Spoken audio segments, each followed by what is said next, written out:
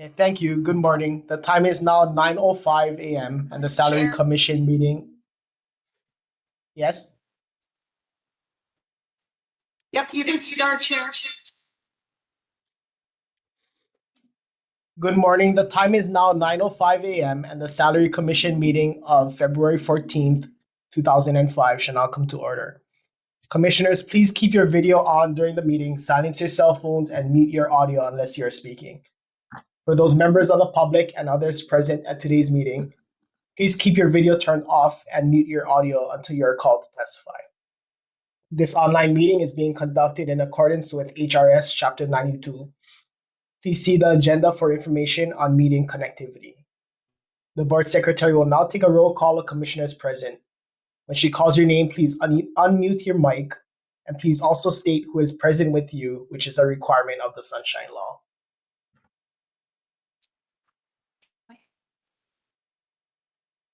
Acting Chair Nakama, Present and alone in my office. mahalo. Member Ball, Present and no one is with me. mahalo. Member Curtis, Present and alone in my home office. thank you. Member Garrick, Present, alone in home office. mahalo. Member Ho, I do not see, absent. Member Lewis, Good morning. I'm at home by myself. Thank you. mahalo. Chair, also want to note that Member Lewis needs to leave by 9:45. Member Got it. Masaki, So noted. Thank you. Member Masaki, Here and alone. Do it again. Do it again. Ed, we're not hearing you. I'm here and I'm alone. Thank you. Good morning. Ms. Prey, Member Prey, Present.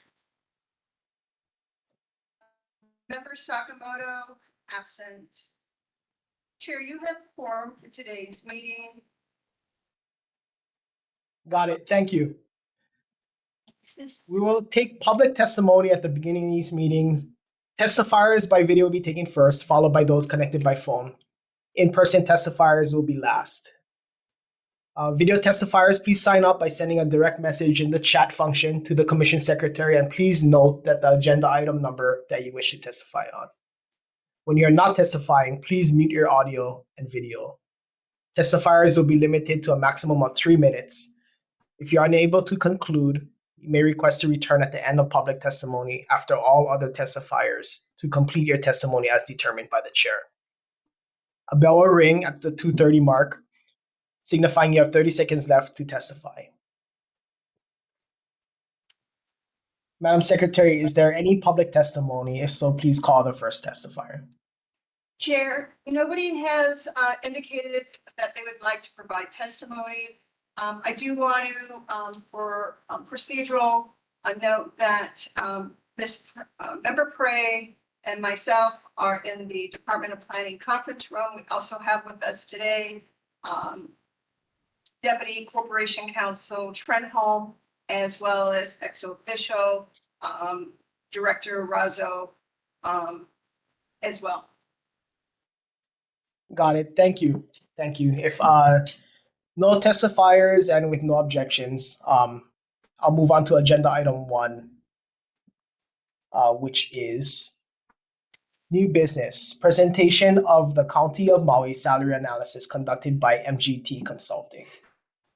So I think everybody was mailed or received the draft report from MGT.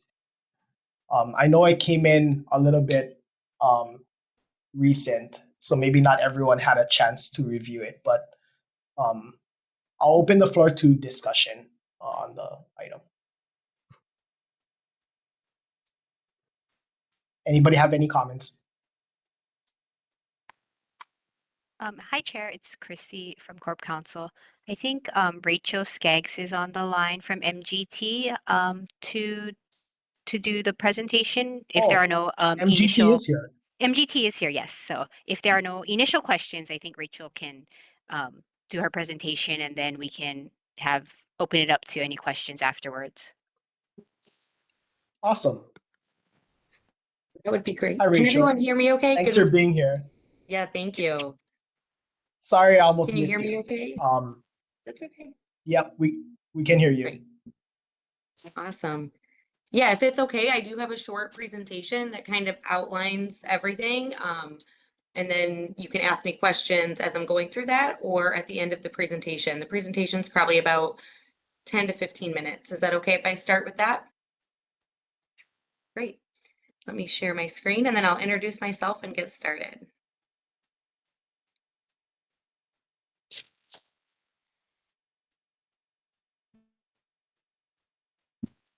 Okay. Can you see the PowerPoint right now? Rachel, yes, we can. Wait. I'm sorry, what'd you say?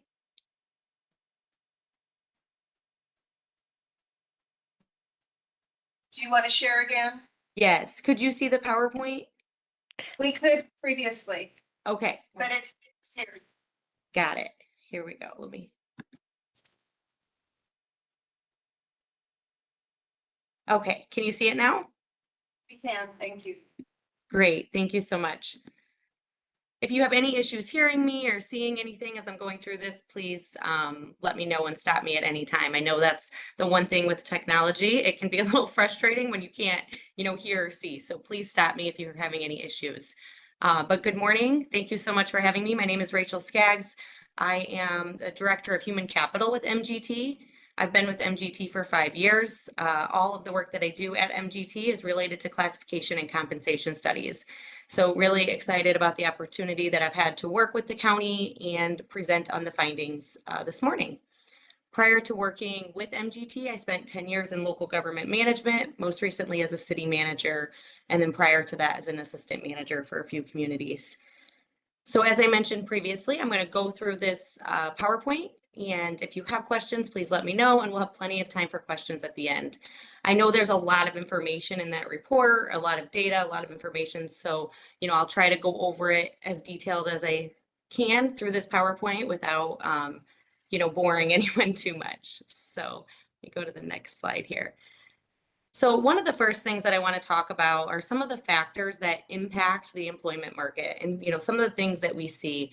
MGT also does a lot of recruiting, so we have a lot of information on that as well. I'll go over the market survey and the comparable entities that we used for the market survey. I'll talk a lot about the job evaluation and the job evaluation process. I'll go over some of our recommendations or options for implementation. I'll talk about the next steps after this, and then we'll have plenty of time for questions. So as I mentioned, one of the things that I think it's important anytime we're talking about classification and compensation is to really give you an understanding of what the employment market looks like. So recently, last year, NeoGov, or I guess 2 years ago now, NeoGov did a survey of the top HR priorities in 2024. So the priorities for last year. And the respondents to this survey included, HR leaders in cities, counties, and states. And overall, you can see the 5 priorities listed here, but the top 2 are recruiting and retention. And that's exactly what our classification and compensation studies aim to do and help with, is making sure that there's internal equity, but also external equity and market competitiveness to make sure that you can recruit and retain talent. Because, as if you have issues with recruiting and retention, there's a lot of extra time and costs and money that go into filling positions. So if you have a solid classification and compensation plan, that can really help with the recruitment and retention issues. The other top issues were employee engagement, leadership development, and operational efficiency. Also, I forgot to mention, so MGT is based out of Florida, but I actually currently reside in Illinois, and it's cold and snowy here. So I wish I was with all of you today. The other thing, as it relates to the employment market, and I think one of the things that makes Maui County and Hawaii in general really unique, are some, of the well, of the things that you have there is the cost of living, right? So I think that's a main point that we had to take into consideration when we were doing this study. So we did look at the Maui County Quality of Life Survey from 2024. And I think, you know, the biggest thing is the second bullet point here. The area that received the most points was culture and community at 46%. And then the worst was economy and cost of living at 40%. So again, as we talk later on within this presentation and after that about kind of where you want to be in terms of a pay philosophy or a payer in the market, I think this is something really important to keep in mind. We did adjust all of the salaries from the market survey that we received by the cost of labor, but it's just something we want to keep in mind as we go through this. One of the first things that we do when we put together a market survey is we look for a group of comparable entities or comparable agencies. So we started with an initial screen. So we looked at cities with populations between 120,000 and 400,000 in Western region states. You can see those states listed there. We also looked at consolidated city-county entities nationwide within the same population parameters.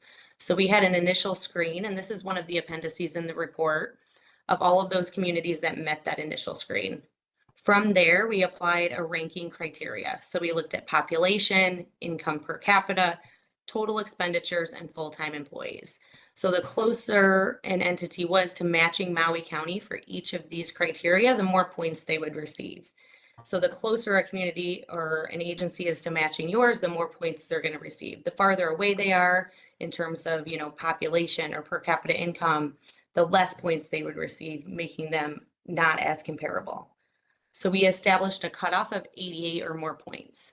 So those entities with 88 or more points were determined to be the most comparable based on those 4 criteria that we looked at. So you can see the full list of the comparable agencies that we used as part of the survey listed here. And again, those are communities that scored over 88 points. And this is also included, I think it's Appendix B within the report. From there, after those are determined, we put together the market survey. When we put together the market survey, we make sure that we define each position so that when other agencies are filling out the survey, they can give us the positions that they have that match closely with the ones we're looking for. So we want to make sure that we get data for similar positions. Everything that comes back to us is then reviewed for outliers or any discrepancies and verified. We prefer to look at salary ranges. That's a better gauge and picture of what the market looks like for each position. When there are not salary ranges available for agencies, then we look at the actual salaries, but it's preferred to look at salary ranges because when you look at actual salaries, a lot of different things can go into those in terms of like longevity and bonuses and things like that. All of the salary data that we've gathered is the current market for the position. So we gathered it, you know, over the last 4 or 5 months. So it's current as of right now. We also gathered some data as it relates to benefits, and we reviewed that and made some observations within the report. Overall, we had a great survey response, and we were able to get information from almost all of those agencies. So 21 out of the 25 comparables responded to the survey or supplied us with a copy of their compensation plans or compensation rates. As I mentioned previously, we did, through the Economic Research Institute, we subscribe to their tool that adjusts for the cost of labor. So we did make cost of labor adjustments for all of the salary rates and ranges that were provided to us. And those were made to all the entities outside of Hawaii. As I mentioned, we also looked at some benefits. Overall, I would say the benefits are pretty comparable, but there are some where Maui County does fall a little below and some that you fall above on. For instance, when we look at health insurance premiums, the percent paid by the county is less than the average for the other entities. However, some of your time off is more. So I can go over that in more detail if you want. That is within the report. There's a narrative on each of those benefits and saying, you know, which ones you're above or below average on. The second component of the study is the classification piece. So this is where we really look at each position that we were reviewing and evaluate those positions. So every position is reviewed using a standardized job evaluation methodology. And I'll talk about this process a little bit more, but it's a job analysis questionnaire and a job analysis review for each position. So the methodology then ranks positions based on this consistent application of these 9 job factors that I'll go over on the next slide. I think it's really important when we talk about the job evaluation, it looks at the position and not the person in the position. So we really looked at each position and what is required of the position. So the process supports the establishment of an equitable internal structure. So you have that internal pay equity within the job evaluation process. The 9 factors that we use and the methodology that we use to evaluate each position are listed here. So we look at, again, looking at the position, not the person in the position. We look at what is the required level of education needed to do the job. How much previous work experience is needed to perform the job? What is the level of decision-making and independent judgment that that position is responsible for? What is the responsibility for policy development? This is also implementation and interpretation of policies. We look at the position's level of planning of work. Are they planning their own daily workload, the work of others, and what that looks like? Contact with others, that's both contact internally with other coworkers, but also externally with residents, businesses, vendors, contractors, different maybe state agencies, different governmental agencies, school districts, things like that. Work of others. So what is the level of supervision that is exercised by that position? How many employees are they supervising directly and indirectly? Working conditions. So physical demands, hazardous conditions, what kind of conditions are they exposed to and how often? And then use of technology or specialized equipment. So what level of technology use do they have? And are they operating any specialized equipment? So every position is evaluated based upon those 9 job factors. So every employee filled out a job analysis questionnaire. Those came back to us at MGT. We reviewed those alongside the job description if it was available for the position. And then we also conducted virtual interviews with at least 1 employee in each position to really verify and expand upon the information shared in the JAQ, and also just to get a really good understanding of what the requirements for the position are and what those responsibilities and duties look like. So the classification plan was developed based on that internal equity, meaning how positions relate to one another. So overall, there are 6 pay grades within our recommended compensation plan. So 10 being the lowest and 15 being the highest. The mayor and council members aren't included in a grade, but they are shown within the plan as well. After that process, we put together a proposed classification and compensation plan. There's 2 options that I'm going to go over, and I'll talk about the difference between the options and why we've provided multiple options. So typically when we put together a classification and compensation plan, we look at different percentiles. We always start with the 50th percentile as a baseline. We never recommend a plan that is below the 50th percentile. And when we look at percentiles, the 50th is really right in the middle. That means 50% of those communities are paying more, 50% are paying less. So the 50th is really right in the middle. And so we always start with that as a baseline. So option 1, calculated compensation rates at the 50th percentile of the salaries of the communities that were surveyed. And that's shown in table 1 within the report. We typically always then calculate pay ranges. So each pay grade is given a pay range based on the market data. So that's what we've done for option 1, is used pay ranges to calculate pay ranges in a pay plan at the 50th percentile. Within the pay ranges themselves, we look at the market data and create a consistent range spread, which in this case it was 35%. So every grade has a minimum and maximum with a 35% range spread, and then a 10% gradation between the bands. And that just really means the difference between each pay grade within a pay band. So for instance, from grade 10 to 11 and 11 to 12, it's 10% different. And grade 13 to 14, it's 10% different. However, we understand and know, the Salary Commission typically doesn't have ranges. So we also looked at, let me stay on option 1 for a second, then I'll go to option 2. So within option 1, we then put together an option for you to tier the placement of positions with where they should be. This does look at the person in the position because we had to come up with an option on how you would place employees within those ranges to kind of give you a set salary. So we developed a tiered placement model, which would set the hiring salary based on current and previous years of applicable experience within Maui County and elsewhere. So we use the proposed ranges, and then there's a tiered system based on prior years of service with Maui County and other applicable years of service. However, it's important to note that the years of service were self-reported. So if this is the option that's chosen, you should confirm that with implementation. So employees were then placed within these ranges based on their years of service.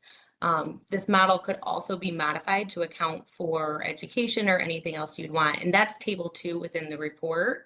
It shows those ranges, and then it shows those previous years of experience or current years of experience and how those positions might fall based on that. So again, that was kind of option 1, looking at where employees should be placed within that. So for option 2, again, going back to kind of, we understand you can't necessarily set ranges, and that's typically our first recommendation. So with option 2, instead of setting a range, we've set a consistent salary for each grade. So the salaries in option 2 are set consistently for each pay grade, 10 through 15, by looking at the average market midpoint data for each percentile. So within a pay grade, we looked at all the market data, looked at the midpoint of the market data, and then averaged that to come up with a set salary for each pay grade. We've also shown this option at 3 different percentiles. The 50th percentile, which again, as I mentioned earlier, is really, we would never go below that. It's just right at market, the middle of the market. The 65th percentile is a little bit above average or above market. And then when we do plans, at the 75th percentile, I kind of call those communities that want to be a leader in the market. So, 75% of those communities are paying less, 25% are paying more. So it kind of puts you above market. There were some positions within this recommended option where they're right below the new salary. So we recommended a 5% increase for those positions. And then for the deputy police and fire chiefs, we have recommended their salaries be set 10% below the chiefs. Once an option is chosen, and implementation has happened, there's kind of 2 things you can look at annually to maintain this system. So we want this to be something that you can implement and maintain for many years. On the classification piece, maybe there's a new position that gets added. We have supplied the county with the tools to grade that position and make sure that it's graded appropriately based on those 9 job factors. So within the classification plan, you can create, adjust, or eliminate positions as you need to. Maybe there's a position that combines with another position and it needs to be rescored.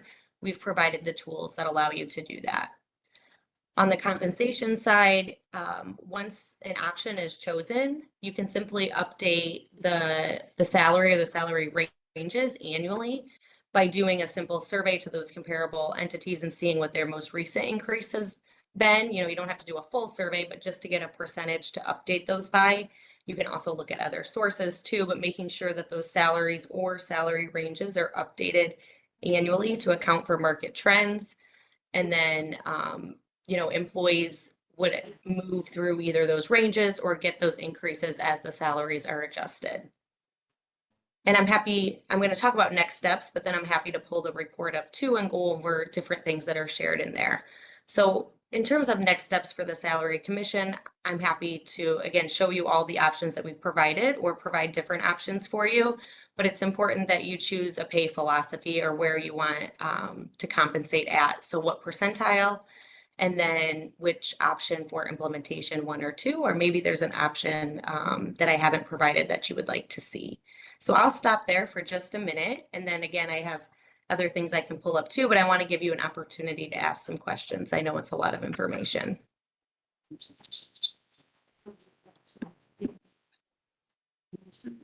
For me, I'll hold my questions until maybe the complete end of the presentation, but since the floor is open, any members want to ask, go for it.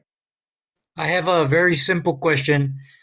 What does MGT translate to? So that's a really good question. Most people think it's like management. That's what I thought when I started with MGT. But actually, it goes way back to like when MGT formed in the 70s. It was the initials of the previous owner, his wife's initials. That's what it came from. Okay, thank you. Yeah.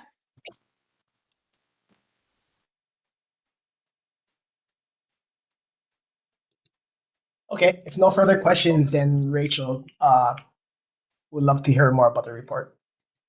Okay, great. So I think it's easiest if I go over the tables because those are the most confusing. So I'm going to share my screen and go over each of those tables because that's really the, let me see if I can share my screen again. 1 second.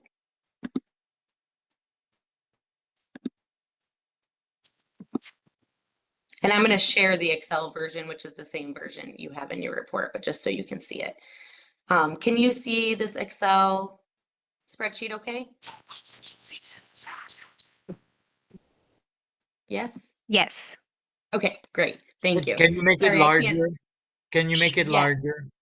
She's gonna go to the tables. Yep, so these are the same tables that are in the report. This is table 1 for option 1. And I'm going to hide this for now. We don't need to see that. Okay. Great, thank you.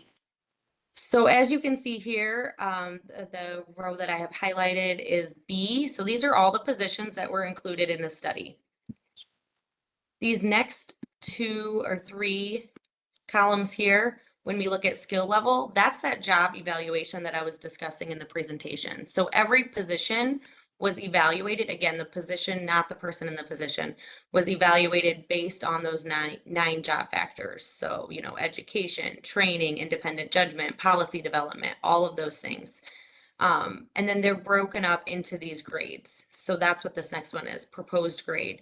So within that job evaluation, positions that scored between 760 and 825 are grouped in this grade 14. Positions that scored between 790 and 755 are grouped in this grade 13, and so on all the way down here to grade 10. From there, we have this 50th percentile salary survey data. So this is the market data from those comparable agencies, and that is shown, I think it's Appendix C is all of the detailed salary data. It's also within my spreadsheet here, so I'll just show you really quick, not to make you confused jumping back and forth, but here's all of that market data that was provided by those comparable communities. So you can see the list of the communities over here. If they have those positions, we have the rates that they've provided. Again, the rates have been adjusted by the cost of labor, so those adjustments have been made. You'll see a lot of people have minimum and maximum salary ranges, and some gave us actual salary data. So what we do is we take the 50th percentile data, and that is what is included in table 1. So we look at that market data. So here's all of the market data, which is in Appendix C, all kind of combined within one table here. And that's what we look at. But we also, which I forgot to mention in my report or my presentation, so I'm glad we're going over this, we partner with salary.com and use their comp analyst database and tool, which reports salaries for many, many positions. It also allows us to create hybrid positions if we need to, if there's a unique position, but it allows us to collect data for positions and salaries within a region. So we looked at all industries within Hawaii with 1,000 to 3,000 full-time equivalents. So we also added in that data as an additional data point for positions where it was available. Some positions, mostly public safety positions, are not available through that tool, but any that were, we incorporated that data here. So you can see all that. So that From there, column, sorry. hi, it's Chris. So column AD and AE is private sector data. Yes, it's Okay. public and private, but private probably dominates most of that was reported, correct? Thanks. Yeah, so all industries there. And then the next 2 are the proposed salary ranges. So again, we looked at the market data. So our philosophy at MGT is always positions that score similarly based on those 9 job factors should be compensated similarly. So the job evaluation component is the most important, and then we apply that market data. So we create a pay range based on all of the market data within a grade. And so that's what you see over here. And then going back to, I understand that ranges may not be the right approach. So what we've done is said, where should these positions fall within this proposed range based on their years of service? And that's what table 2 within the report shows. So you have all of your grades, you have that range, and then what we've done in this option, which again is option 1, is said, if someone has worked for the county or has applicable previous work experience that amounts to between 6 to 15 years, here's where they should fall within that range. If they have, 21 to 25 years, this is where they should fall. So that's the first option. Again, I'll go over the second option in a second. But there could also be other things that are taken into consideration. But one way to look at it is based on years of experience. And we find that a lot of communities like to look at it that way. And then for mayor and council, we just have a set salary for those positions. We did talk to people in those positions, but because those are, elected positions and the requirements can vary significantly for any elected positions, we usually don't score them, but we provide that set salary for them based on the market data. When you look at option 2, let me scroll up here, make it a little bigger. So this is the same thing that we saw for option 1. You have your positions, your skill level, your grade, none of that changed. The 50th percentile data didn't change. We just added in a midpoint to that data, and then we set a salary based on that midpoint. So for each grade, again, looking at positions that are scoring similarly, let me scroll down and use a different grade for this example. So here's all the positions that scored in grade 12. We look at this market data collectively and then set a salary range for that. For all of those positions within that. Oh, wait, did I? And then the only difference here with option 1 is we've also shown option 1 at the 65th and the 75th.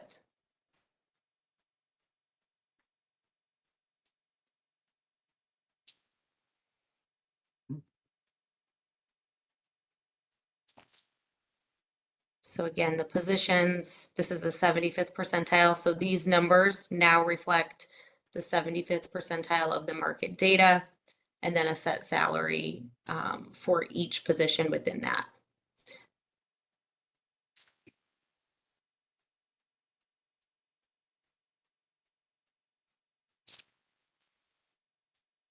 I'll stop there for a second. Any questions or further explanation on those tables?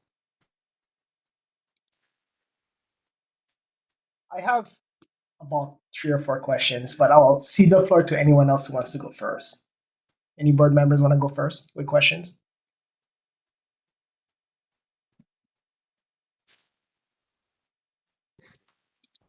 Okay, I'll go. You folks mentioned that you folks adjusted the figures based on a cost of labor statistic. Yeah. In order to capture the cost of living difference between Maui and the places that you folks polled, right? So, that's correct. Yeah, go ahead. So just off the top of my head, something like, I don't know, more, I guess, directly related to cost of living, like something like median household income in Hawaii, I don't know, might be something around like 95,000 for a median household income, and then the national average might be something like 80. So that might be like a 20% or so difference. But something like median home price, something that actually like shows a cost of living metric, might be a way bigger difference than that 15 to 20%, almost approaching something like double if you look at actual median home price. Can I guess you maybe explain why cost of labor was chosen as a metric versus something that is more directly tied to cost of living? Yeah, great question. So when we look at salaries and what the going rate for salaries is, the best way within the industry to adjust for that is cost of labor. So what's the cost to, do this position in California versus Hawaii and so on. When you think about cost of living, I think a better way, and what we typically tell our clients when we're looking at that, is that's what percentile you're going to be at, right? So knowing the cost of living and how that, exceeds, and we heard that, I do want to say that within our interviews with employees, I think that was one of the primary themes that we heard, right? Like the cost of living for their positions. And when we looked at a lot of the salaries, most of them were at or below the 50th percentile. So when you take that into consideration and then think about the cost of living and some of those barriers that they face, I think it's really important to look at that in terms of what pay percentile, what do you want your pay philosophy to be, to make sure that, employees, you can recruit, you can retain them based on that. So I think that's a great point. I wish there was a good way to adjust for cost of living, but there just isn't a good, consistent methodology to do that. So that's why we use the cost of labor. But I totally agree with you that like that adjustment is necessary, but it's not enough to take into consideration the cost of living impacts. Yeah, I'm not saying that, we would try to capture the entire gap shown between something like median home price versus the national average, but just knowing how much the cost of labor adjustment captured relative to that enormous gap is kind of important for us. So what you're recommending is that we consider using a higher percentile from a philosophical standpoint to try to either capture some of that cost of living gap, or that hasn't been already captured, or recruit and retain more employees, right? Exactly. And I could see too, I'll go back to my team on that and see if we have like an idea to give a percentile, or a percentage. And, we've struggled with that a lot with other clients too, with cost of living, just because there isn't, again, a consistent approach to doing that. We focus more on, what's the pay philosophy. And I would, personally recommend when we look at this, being at the 50th, and I'll say one more thing about this too. When we were doing all of these studies prior to COVID, everyone wanted to be at the 50th percentile. But because there's been so many issues in recruiting and retaining over the last so many years, a majority of our clients are paying at a higher percentile. So they want to be above market. So they're at the 65th or 75th, and I even have done a few plans at the 80th, which never happened pre-COVID. So I think we've seen a lot of changes, and there's been a lot of movement in the employment market. So it's important to take that into consideration when looking at a pay philosophy and where you want to compensate the employees.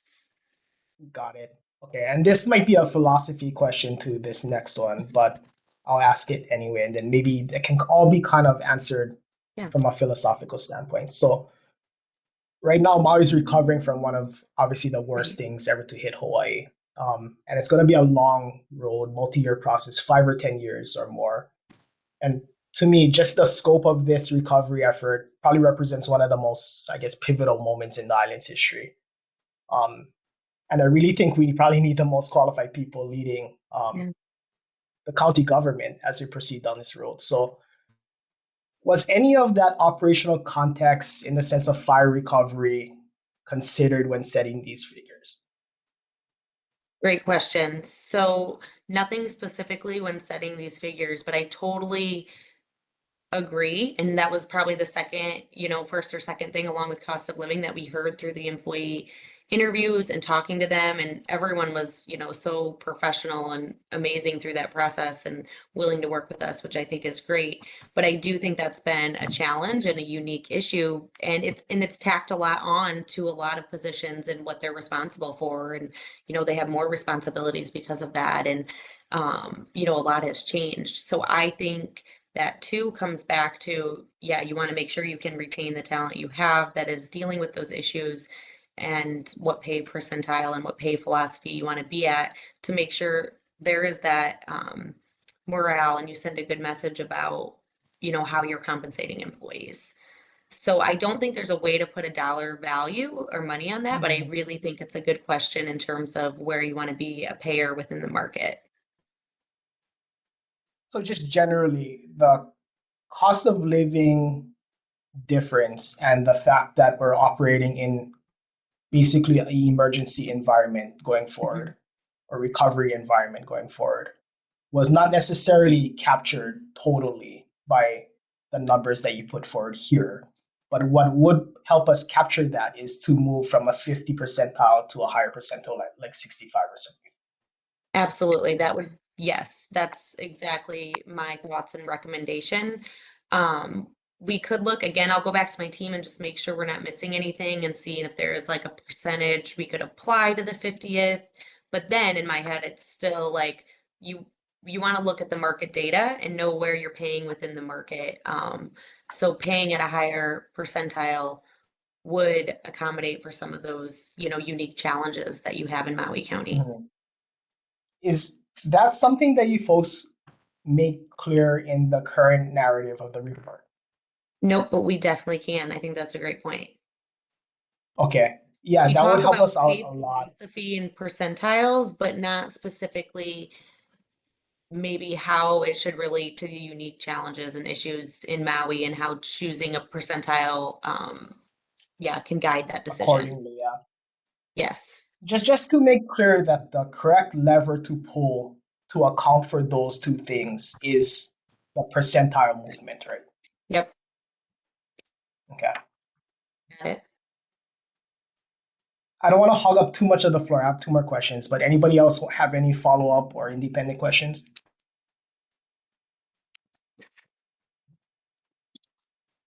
Yeah, Member Curtis, go ahead. Yeah, no, when you're done, I just had some general questions, but I'd like to follow you. I just stopped sharing for a minute so I could see everyone. If you'd like me to, my questions are more related on how we can learn from other jurisdictions through this report. What I did like was the concept of a skill level. I don't think we have that. Do other regions use a skill level and have bands of pay based on skill level rather than title? Yeah. Go ahead. Sorry. Okay. Yeah, so I think, most of the people we work with or start to work with have some type of classification component and then have that kind of already in place, or sometimes we create it, from scratch like we did here. So I think it's important to look at the skill level and the positions, because even though instead of having 30 different positions and 30 different grades or 30 different pay ranges, it's important to group them together based on those skills and abilities within the skill requirements. So, I think it's a good approach, and hopefully it would help in the future as you get new positions or as you combine positions, to have this methodology and this framework already in place. And it is common amongst the communities that we work for that they have something, or, we create that for them. Okay, my second question is, when you're comparing private sector to public sector, you have a pension involved with the private sector or the public sector. Is that factored? I mean, this is salary only, not factoring in future pension. That's correct. That's not factored in. And that's a good point though, because when we're looking at, we relied heavily within this report because we got such a good survey response. We relied really heavily on that public sector data. We pulled in those two columns that show private sector data and used it as a reference, but all of our ranges and salaries are really based on that public sector data. But we pulled that in so you can see, what the region is paying for these jobs within the private sector, and used it as a guideline to make sure when developing the ranges. But you're right, there are different components between public and private, especially in terms of pension. And so you were mentioning the health insurance might be less than average, but our vacation is more than average. Yeah, let me go to that. Good question. Let's go over the benefits real quick. I'm gonna go to the report. Because we don't factor benefits, we factor salary, but I think we need to take that into consideration. Yeah, great question. So And then one go last, and then I'll be done. I believe in our jurisdiction, your pension's based on your three highest salaries, your annual salaries and do other jurisdictions do that? They base it on what you make over the last 3 years, last 5 years left, or are we unique in the way we calculate pension? And Yeah, I'll good go up. question. I can tell you in Illinois, it's based on the last 5 years. So it's your highest 3 salaries over the last 5 years. So 3 consecutive. That's worded so weird, but your highest 3 consecutive salaries over the last 5 years. And I know Vermont is similar. I'm trying to think of other clients, Massachusetts. So I think that's pretty common to be around that 3 to 5 year mark in terms of pensions. And then in terms of benefits. Oh, I'm sorry, just one clarification. Hi, this is Christy from Corp Counsel. I believe the county transitioned to a 5-year salary average in 2010, but maybe Cynthia can elaborate on that.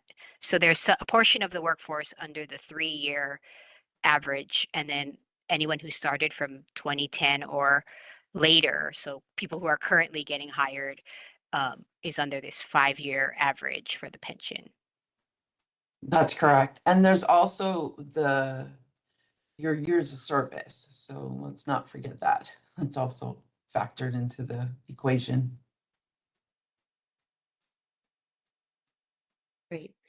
When looking at the benefits, yeah, so when I looked at the health insurance, like the premium coverage by the employee, the average for employee only coverage that other entities, the average that they're contributing is 83.6, and I have Maui County at 60% of employee only. And then for family, the average was 74.8%. And again, Maui County is at 60%. So a little below the average on what's being covered there, as long as those numbers are correct and accurate. When you look at paid time off, you're above on sick leave.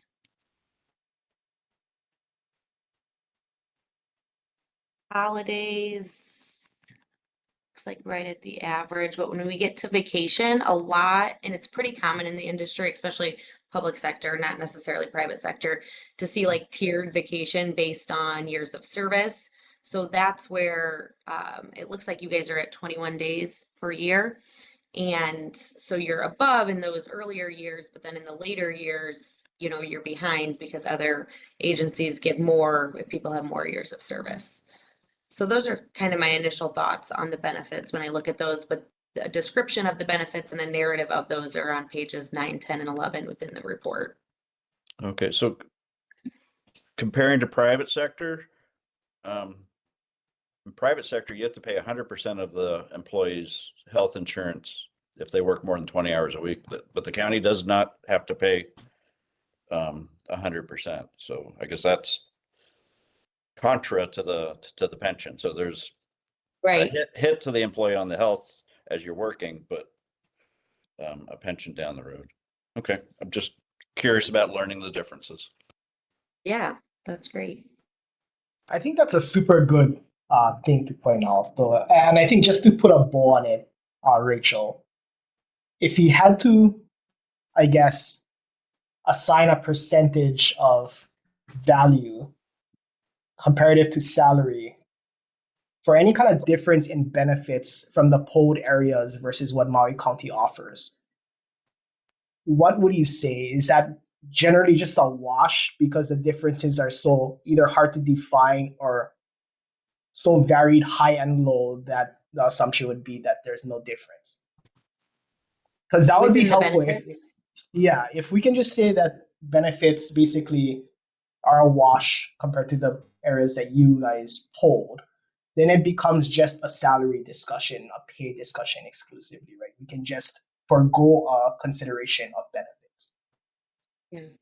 So that's personally with a lot of the clients I work with, that's kind of where I go. Like you can look at benefits, you know, a lot of them want to look at total compensation, but it really comes back to what is the salary and what's the market for that. Benefits are pretty comparative within the public sector, regardless of state, region, all of that. There's some things that are going to be lower and higher, but overall, I think it's pretty consistent and almost a wash. So that's definitely how I feel about the benefits. And I think the most important thing is, what is that base salary and is it competitive with the market?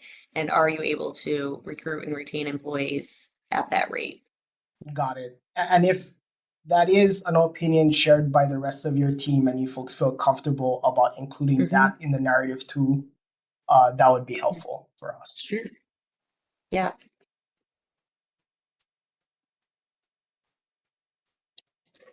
Anybody else have any other questions? If not, I'll move on to my last two. Okay. So one thing we noticed about the tiers that you folks assigned was that deputies were included in those tiers and in that survey, which is good for our own information. But historically, I think deputy salaries were just tied to their corresponding director. I think it's like 10% below, right? In the tiers that you guys have currently, some of the deputies are 2 tiers down from their corresponding director, which would result in like a 20% gap, I think, right? Isn't there a 10% gap between each tier? Yeah. So if that's the case, I guess, can you elaborate a little bit more on why some deputies have larger gaps than others? And if the county were to maintain its 10% gap and forgo the tiers for deputies, would that throw off anything from your perspective? That's a great question. Great point. So why that's happening, if there's some that are 2 tiers below, is because of that skill level. So based on those 9 job factors, how that position scored, where it's falling within the skill level is how those grades were created. I think you get into a little bit of an inequity when you remove them and remove that skill level component. However, if that's the philosophy that they're paid, 10% below, all the deputies are always paid 10% below, that's definitely something we could look at as an additional option and see how we feel about that. I'd have to look at it a little more to see if, how that differs from what the market's showing, where those positions would then fall and things like that. We could definitely see and still have the skill levels for directors. I think that's a good point. My only concern is that internal equity within the positions.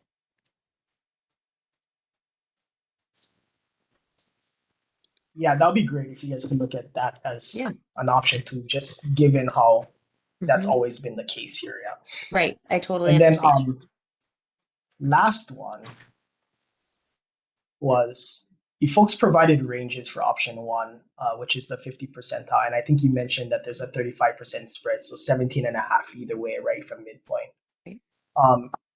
Where does that high point of the spread fall relative to the higher percentiles? So, 17.5% above 50% midpoint. Where does that fall relative to the 65th percentile average, I guess? And if it encroaches on those percentiles, why was 35% chosen? Yeah. So when we build the ranges, we actually don't look at the midpoint. So within the one that we built the ranges, we look at the market data, taking the 50th percentile of the minimum and maximum and try to match it as closely as we can to that. So matching the 50th percentile market data for the ranges. So we don't include midpoint in that calculation. We just look at that. We chose 35% because that's what matched most closely with the market. So for instance, for all of the range data for, let's say, grade 14, at the 50th percentile, we average that and then create a range that's consistent, has a consistent range spread for every grade and matches closely with the market. So that's where the 35% was established, same as the 10% gradation. That looked the best in terms of what the market was showing. Sometimes we do these plans and it might be 15% or 8%. We never would go below 5 to avoid compression issues. But the typical range spread that we see is anywhere between usually 30 and 40%. So 35 is kind of right in the middle of that. We do have some clients, a lot of state agencies that we work with that have larger range spreads, want to be at like the 50%, and then they use more of like a compounding way to insert their employees into there. We don't need to go into that, but some will be bigger, but the normal range spread, and you can kind of see that from the market data too, from those entities that responded, is around 30 to 40%. So that's where we felt comfortable with the 35%. Typically, every percentile you go up, I say it varies, but it's usually around $5,000 to $8,000 increase from the minimum so if you wanted us to give an option with the ranges at maybe the 65th or 75th, we would adjust those, and we adjust from the minimum. And I guess as a follow-up, it was interesting to hear that a midpoint wasn't necessarily used for this. Only for the ranges. So the second option, we did use midpoint. Okay. So if someone were to on this commission and this commission were to be under the impression that okay, MGT is giving us this range, let's set salaries right in the middle. Is that something we should avoid doing? Set salaries within the middle of the range that we're giving. Yeah, right in the middle of the range. That's basically what option 2 is. So we took the ranges, we took the midpoint of the ranges, averaged those, and set the salary based on that.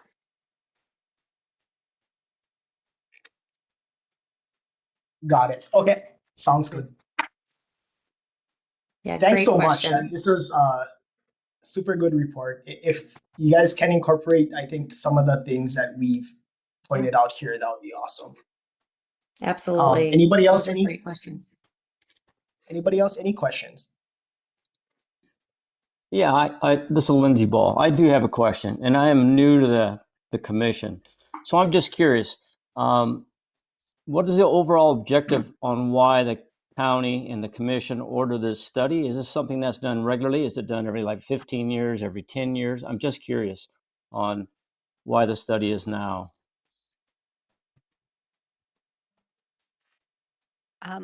Hi, Commissioner. I'm Christy Trenholm. I'm the Assigned Corporation Counsel. So I guess I've been covering this commission for the last couple of years. So I can give you some history. I think in the past, this is the first time, to my knowledge, that the county has sought out a salary study. I believe it came up under the last Chair Parker, because Honolulu went ahead and did a salary study to look at their department heads to provide further guidance, because in the past, the Salary Commission has kind of struggled at benchmarks and where to kind of fulfill their duty under the charter.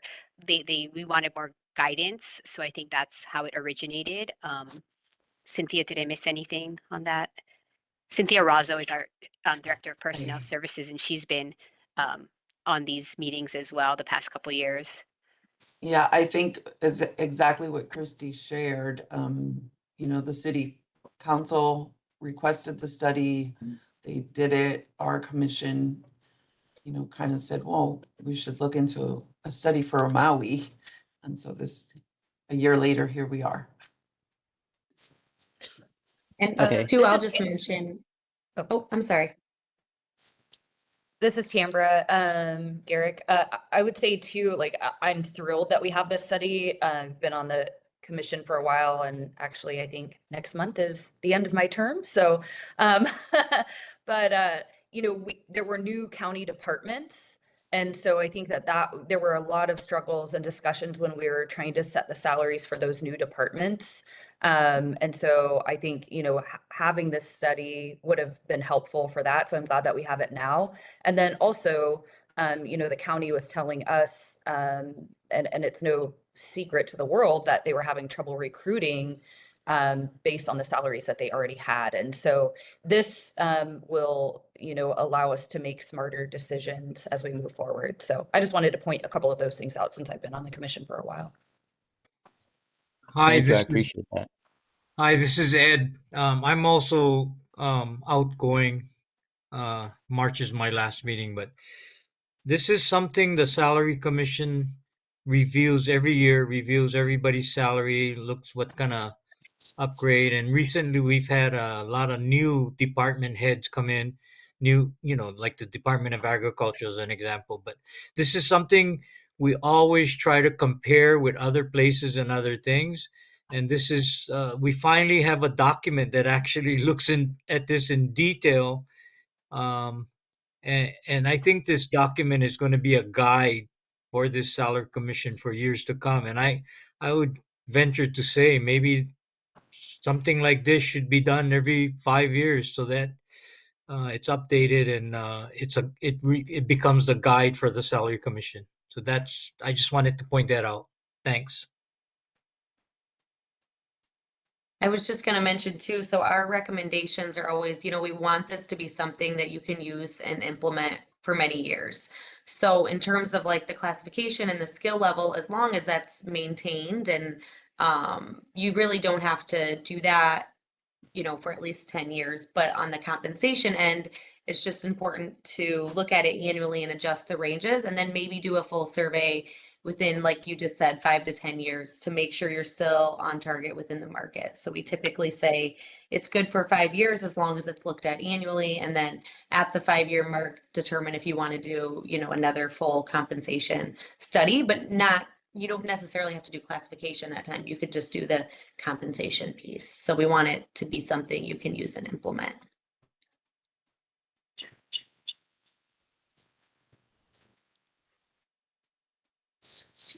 Awesome. Thanks for all of those thoughts. Yeah, sorry, member Curtis, go ahead. So if this is every 5 year, is there a something you use to tie cost of inflation, or is there some benchmark that you use to elevate this over the 5 years before you do the new study? Yeah, great question. So 2 things I want to say on that. The first thing is part of our service too is that we always provide free service a year after the study is complete for anything as it relates to if there's questions or, things come up, which is helpful because when you look at it next year, we can provide some input on what that increase should look like, what we're seeing in the market, how that needs to be adjusted.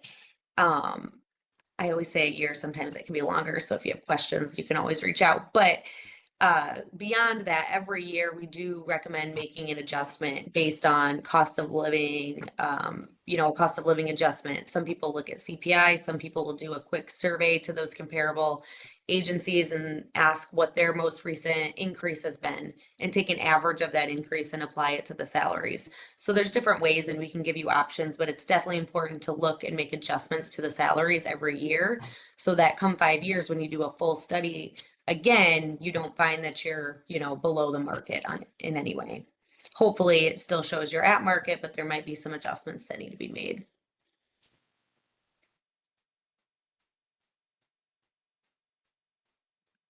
I had one more housekeeping timing type question.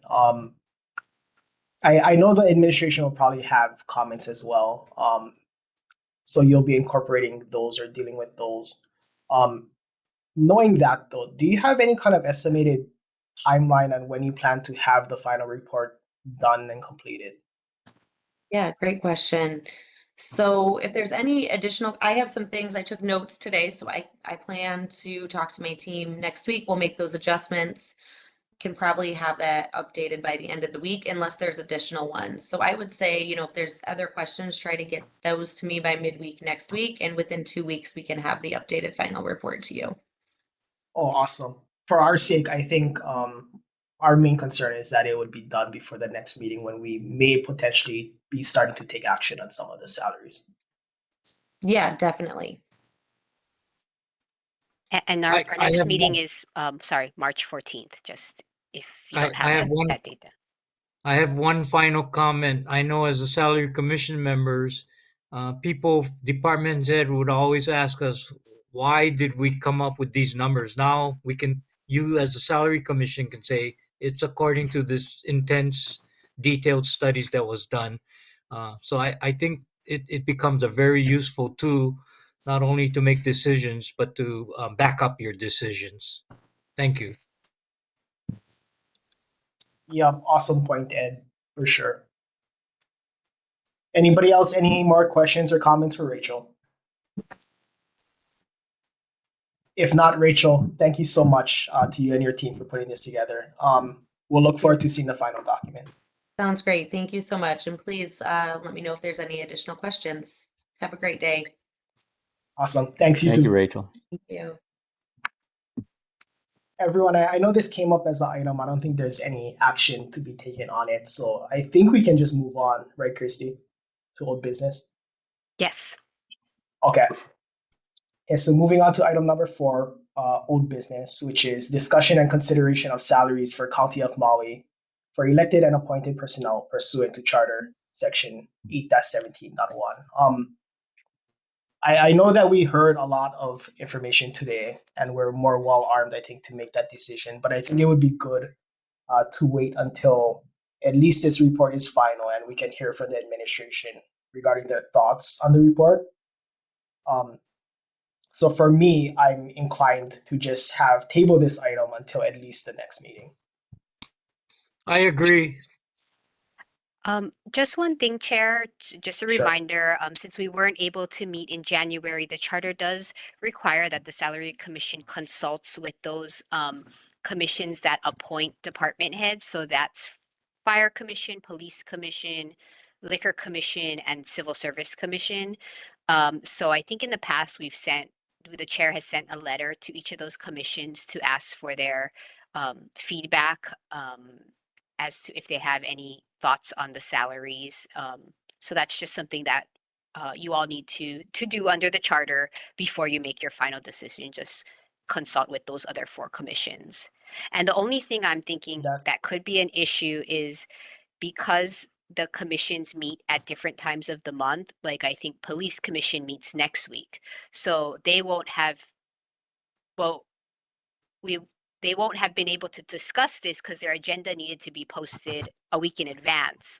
So they might not be able to talk about it till mid-March, after our March 14th meeting. So we might want to consider having a special meeting in March just to be able to get the feedback from those other 4 commissions and to have our 2 members who are terming out. I didn't realize Commissioner Misaki and Commissioner Garrick, who've been through this whole long process with us, to be able to kind of see it through till the end, you know? So that's just a thought to Yeah, no, maybe that would have be good. a special meeting at the end of March if we're not able to get the feedback from those 4 other commissions. Would a letter By to the each, 14th date. would a letter to each of those commission be in line before we do a special meeting? We can send it out, we can work on it today to try and get it sent out, but like I know Police Commission is meeting this coming Wednesday, right? So they wouldn't have a chance to have put it on their agenda because they had to post it already under the Sunshine Law. So that's just my concern.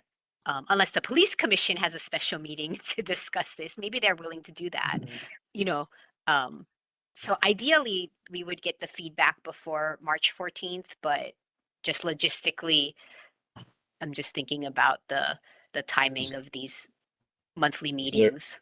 Is there the potential of just delaying the March meeting by a couple weeks to give time for this to go out and come back? Yeah, you can move the March meeting to later in the month. That's definitely an option, so you don't have to meet twice. Yeah, I think that would be good. How about this?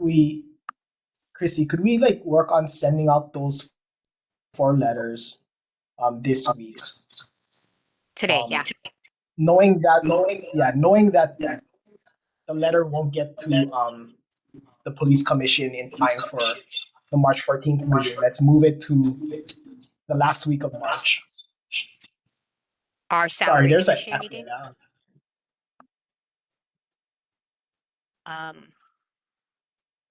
Right. Can you hear me? Yes, we can. Hey, better. It's better now, I think. Yeah, and if anything is not being able to be discussed, or they haven't seen the letter and convened the meeting by the end of March, maybe we can just table those specific positions for a decision in April or May, and then just hopefully decide on whatever we have in front of us by March 31st.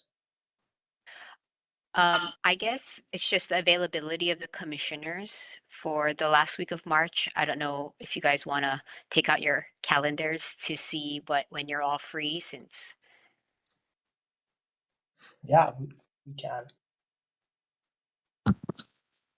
I'm available that last week of March, so. Deputy, it's Corey. Hi, Hi, Corey. I also wanted to add to the list, the East Maui Water Authority, also, that board, appoints their director to the list. Oh, okay. Yes, that's a new board. Thank you, Corey, for pointing that out. So we would need to add A fifth letter. that's a fifth letter. Yeah.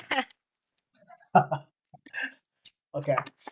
I'm good for the 28th. It's usually held on. Yeah, we're usually on a Friday. 28th works for me too. And I am as well. Is your conference room available on the 28th at 9 a.m.? It's Jerry. I'm available too. Just FYI, I am not available the 28th. And I have to make this announcement. I have another meeting I have to attend because I'm leading it. I have to leave here in a couple minutes. Got it. Okay, we'll definitely keep you updated on when the eventual meeting is set. But thanks for being here for the first hour. Okay. Thank you. I apologize for having to leave. I have to start my other one at 10:30. Is member Garrick available on the 28th? Yes, I am. Thank you. So acting chair, we have yourself, member Misaki, member Lewis, member Curtis, and member Garrick. That would give you quorum for the 28th. Okay. Let's go with that. Okay. If the conference room is available also, then yeah, let's go with that. Member Prey, are you available on the 28th? I don't have my calendar. I have to contact you, Okay, email you. okay, thank you.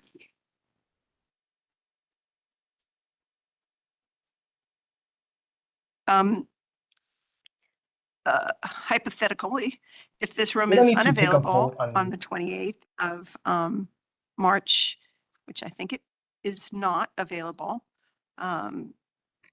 is it I might be Um, able to secure plausible our to do this meeting remotely?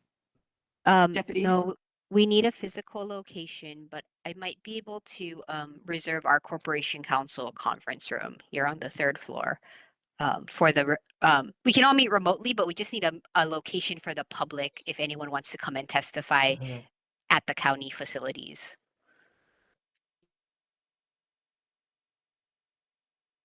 Got it. So So pending the confirmation of room availability, uh, we'll just set it on March 28th as the only meeting in March. yes. Chrissy, do we I need to think take a vote to move the meeting? No, yeah, we I do. think we should just to, you know, in the abundance of caution. The motion to move the meeting from the Got 14th it. to the Okay. 28th. Second, this is Thank you, Commissioner. Member Curtis. Do I have a second? Member This is Garrick, Tambra, second. Yep.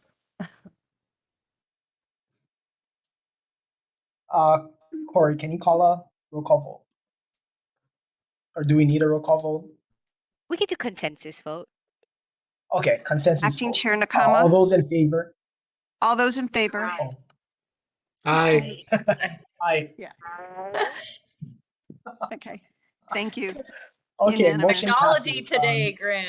Yeah, I know. Jeez. There's a weird delay. Okay, moving on.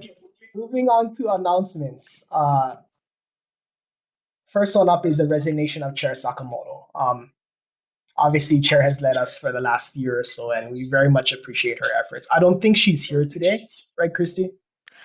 No, she's not here today. Yeah. I think what we might need to determine still is if her resignation is just for the chair of the commission or if it's from the commission. So I know that we're working on that right now. Yeah. That's correct. I don't think we've heard back from her as to specify. So maybe Corey, we can follow up with her. Will do. Got it. Next item. Vice Chair Nakamu will serve as acting chair for the remainder of the current term, ending at the end of next month, March 31st, 2025, pursuant to Rule 1-101-6B of the rules of practice and procedure for the Salary Commission. Just a general announcement. Third announcement is the annual submittal of financial disclosure statement by tomorrow. So if you folks haven't done that, that disclosure is due on Saturday, tomorrow, February 15th. I think someone sent out the link to do that online. So if you guys missed that, I think let Corey folks know. Corey and Chrissy, there's a calendar and a staffing update under announcements. I'm not 100% sure what that is. Acting Chair, that was the calendar was dispersed to everybody. We never had voted the acceptance of it, so that's why it was there. Now we'll be updating it with this amendment from the 14th of March to the 28th of March.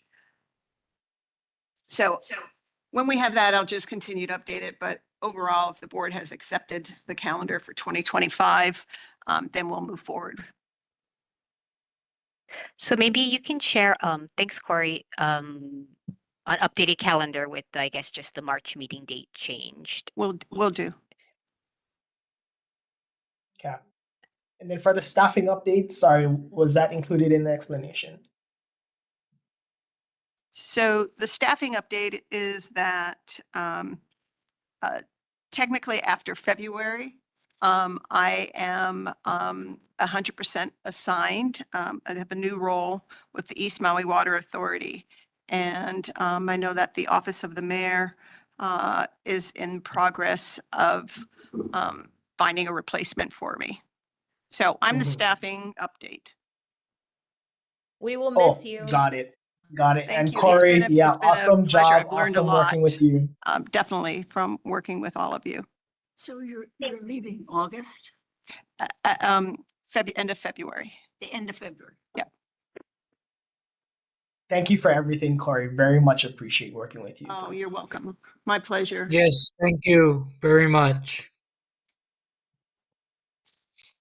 So just a quick update, our conference room Sure. is available on March 28th, so we have it reserved on the 6th floor Oh, of the nice. county building.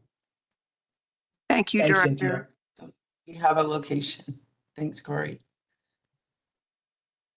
Moving on to communications, there's a correspondence and written testimony that we received, I guess, after the agenda was posted.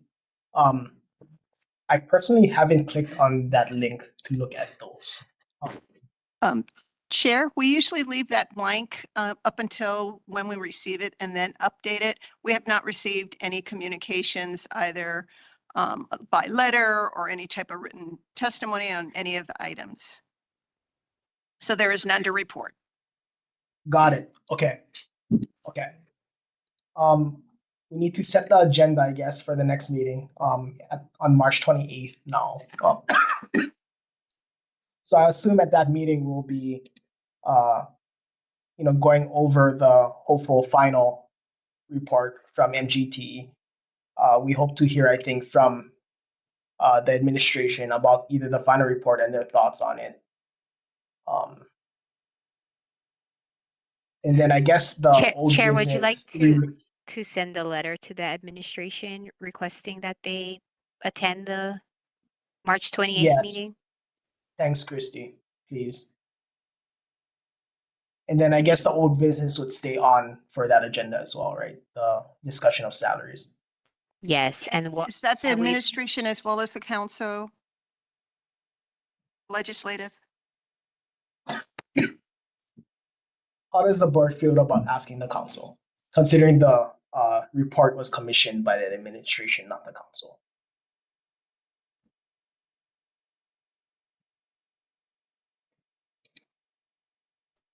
I think once it's final, share it with the council, but we won't have a final till the next meeting. I think we'll have a final, from what Rachel was mentioning, within the next 2 to 3 weeks, which would be before the March meeting. I don't know if we want to just give Corey and Christy the leeway to just send that final one. I mean, I think that doesn't even come from us, that comes from administration, right, about who to share that report with. Yeah, we would just post it in our meeting materials per the sunshine law, before the meeting like we always do, and they could access it that Mhm. way. But otherwise, up to And you all what that you would be want to like do. at the latest, right? So, say they finish by the end of this month, but our agenda doesn't post until like the 21st. Someone might even give it to them before that, right? Possibly, yeah. If they ask the administration or if but we would probably post it, either with the agenda or I think up to the day before the meeting, we can post it if they're still working on it. Got it. Okay. Then yeah, I mean, maybe we send a letter to the council chair asking for if they have any thoughts on the salary adjustments to maybe testify at the March 28th meeting.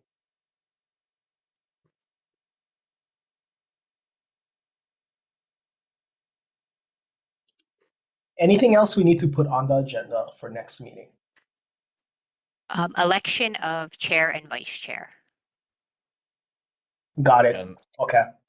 review those other commissions reports on the Oh, the feedback salaries too, they yeah. set. Mhm. Would they just be providing either written testimony or showing up to the meeting to testify at that point? That's at their discretion, I think. They could either do, I think in the past they have provided something in writing generally, but Mhm. I recall at least one instance where one of the chairs came and did provide testimony. So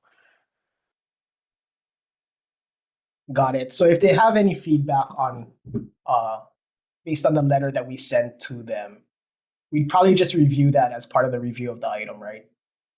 right, unless they come in person to provide testimony. Yeah. Okay.